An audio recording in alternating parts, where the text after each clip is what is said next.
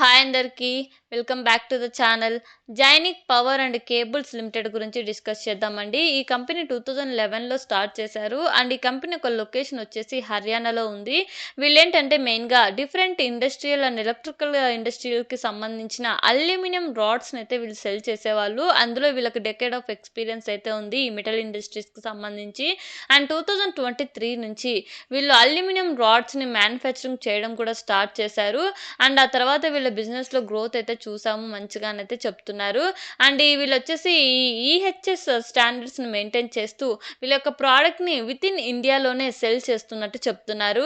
And వీళ్ళ యొక్క ప్రొడక్ట్‌ని cell చేసే ఏరియాస్ వచ్చేసి ఢిల్లీ, హర్యానా, రాజస్థాన్, ఉత్తరప్రదేశ్, ఉత్తరాఖండ్ వితిన్ 5 ఇండియన్ స్టేట్స్‌లో వీళ్ళ ప్రొడక్ట్‌ని సెల్ చేస్తున్నట్టు చెప్తున్నారండి. ఈ కంపెనీలో ఓవరాల్‌గా 71 ఎంప్లాయీస్ ఉన్నారు. అండ్ ఈ కంపెనీ యొక్క మార్కెట్ క్యాపిటల్ వచ్చేసి 157 క్రోర్స్ పైగా అండి.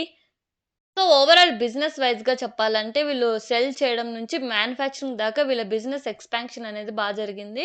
సో, ఓవరాల్ ఫినాన్షియల్ గ్రోత్ కూడా చూడాలి కాబట్టి పాస్ట్ 3 ఇయర్స్ నుంచి వీళ్ళ రెవెన్యూ అనేది సిగ్నిఫికెంట్‌గా ఇంక్రీజ్ అయితే వచ్చింది.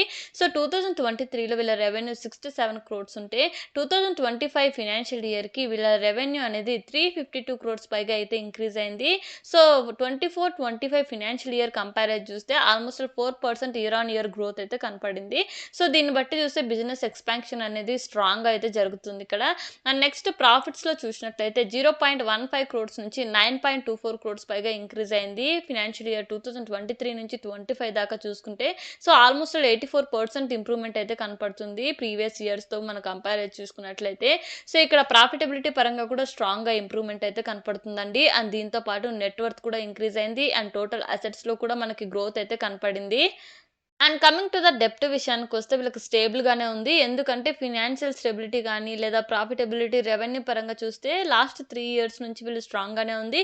అండ్ మార్జిన్స్ కూడా ఇంప్రూవ్ అయితే వస్తున్నాయి కాబట్టి డెప్ట్ లెవెల్స్ అయితే స్టేబుల్‌గానే ఉన్నాయి యాస్ ఆఫ్ నౌ. సో, ఇక్కడ అబ్జర్వ్ చేయాల్సిన విషయం ఏంటంటే 2024 అండ్ 2025 ఈ 2 ఇయర్స్‌లోనే వీళ్ళ రెవెన్యూ కానీ, ప్రాఫిట్స్ కానీ మాసివ్ జంప్ అయితే కనపడుతుంది. బికాజ్ వీళ్ళు మ్యానుఫ్యాక్చరింగ్ యూనిట్ స్టార్ట్ చేసిన తర్వాత వీళ్ళ సేల్స్ అయితే ఎక్కువ జరిగాయి. అండ్ దానివల్ల ఇంత ప్రాఫిట్స్ చూసామని అయితే చెప్తున్నారు. బానే ఉంది. బట్ ఓవరాల్‌గా అంటే రాబోయే ఫినాన్షియల్ ఇయర్స్ ఉంటాయి కదా! వీళ్ళు రిజల్ట్స్ పోస్ట్ చేసిన తర్వాత వీళ్ళు ఎలా పెర్ఫార్మ్ చేస్తున్నారో కూడా మనం అబ్జర్వ్ చేయాలి. ఇక్కడ వీళ్ళ గ్రోత్ కన్సిస్టెంట్‌గా ఉందా లేదా అనేది కూడా మనం అబ్జర్వ్ చేయాలి.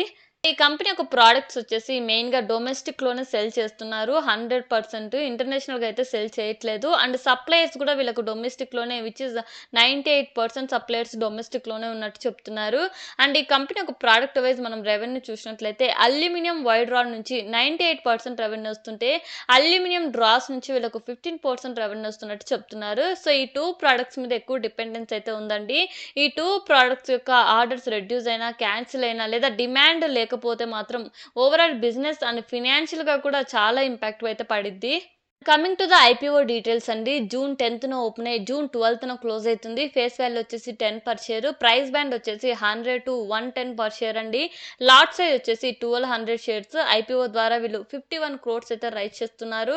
అందులో 1 రీటైల్ మినిమమ్ లాట్ వచ్చేసి 1,32,000 అండి. అండ్ మిగతా డీటెయిల్స్ మీ స్క్రీన్‌లో అబ్జర్వ్ చేయొచ్చు. And coming to the peer comparison అండి. వీళ్ళు ప్రొవైడ్ చేసిన ఫినాన్షియల్ డేటా ప్రకారం ఇక్కడ జైనిక్ బెటర్‌గా పెర్ఫార్మ్ చేస్తుంది. In terms of return on equity, capital పరంగా వీళ్ళు మనీని ఎఫిషియెంట్‌గా యూజ్ చేస్తూ ప్రాఫిటబిలిటీ పరంగా గ్రోత్ అయితే కనపడుతుంది.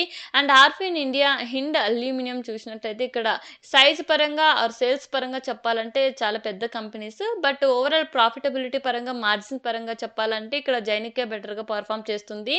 వీళ్ళు ప్రొవైడ్ చేసిన డేటా ప్రకారం కంపేర్ చేసి చూస్తే యాక్చువల్‌గా ఈ బిజినెస్‌కి కాంపిటీషన్ హెవీగా ఉంటది. వీళ్ళు ప్రొవైడ్ చేసిన కాంపిటీటర్స్‌తో కాకుండా in that to main board సెగ్మెంట్‌లో ఒకవేళ ఈ టైప్ ఆఫ్ బిజినెస్‌కి ఏదైనా కంపెనీస్ మంచిగా గ్రోత్ అవుతుంటే మనం అనాలిసిస్ చేసి ఇన్వెస్ట్ చేస్తే అది ఇంకా బెటర్ ఆపర్చునిటీ. బట్ ఇక్కడేంటంటే వీళ్ళు ప్రొవైడ్ చేసిన డేటా ప్రకారం వీళ్ళే బెటర్‌గా పెర్ఫార్మ్ చేసినప్పటికీ రిస్క్ ఫ్యాక్టర్స్ కూడా అలానే ఉన్నాయి. బికాజ్ వీళ్ళ మ్యానుఫ్యాక్చరింగ్ యూనిట్ అనేది ఒక లొకేషన్‌లోనే ఉంది. రీజనల్ రిస్క్ ఉంటది. అండ్ దాంతో పాటు వీళ్ళ కస్టమర్స్ అనేది లిమిటెడ్‌గా ఉన్నారు. దట్ టు డొమెస్టిక్‌లోనే ఎక్కువగా ఉన్నారు. సో, ఇది కూడా ఒక రిస్క్ ఫ్యాక్టరే. అండ్ దట్ టు వీళ్ళకు ఓన్లీ 2 ప్రొడక్ట్స్ మీద బిజినెస్ డిపెండెన్సీ ఉంది. సో, ఈ 2 ప్రొడక్ట్స్ మీద ఇంపాక్ట్ పడిందంటే ఓవరాల్ బిజినెస్ అండ్ ఫినాన్షియల్ స్టెబిలిటీకి కూడా ఇంపాక్ట్ పడే అవకాశం ఉంటది. చూడాలి వీళ్ళు ఎలా పెర్ఫార్మ్ చేస్తారని. అండ్ రీసెంట్‌గా వీళ్ళు స్టార్ట్ చేశారు కాబట్టి మ్యానుఫ్యాక్చరింగ్ కూడా వీళ్ళు రిజల్ట్స్ పోస్ట్ చేసిన తర్వాత మనం డెసిషన్ తీసుకుంటే బెటర్ అని నా ఒపీనియన్, నా పాయింట్ ఆఫ్ వ్యూలో. సో, ఇక్కడ నాకు రిటర్న్స్ కంటే ఎక్కువ రిస్కే కనపడుతుంది కాబట్టి నేను ఈ ఐపీఓని అవాయిడ్ చేస్తున్నాను. ఒకవేళ మీరు అప్లై చేయాలనుకుంటే మీ ఓన్ అనాలిసిస్ ఆర్ ఎల్స్ మీ ఫినాన్షియల్ అడ్వైజర్‌తో కనెక్ట్ అయిన తర్వాత డెసిషన్ తీసుకోండి. And as of now grey market premium అయితే స్టార్ట్ అవ్వలేదండి. అండ్ ఒకవేళ మీకు ఈ వీడియో ఇన్ఫర్మేటివ్‌గా అనిపిస్తే please like, share and subscribe and thank you for watching.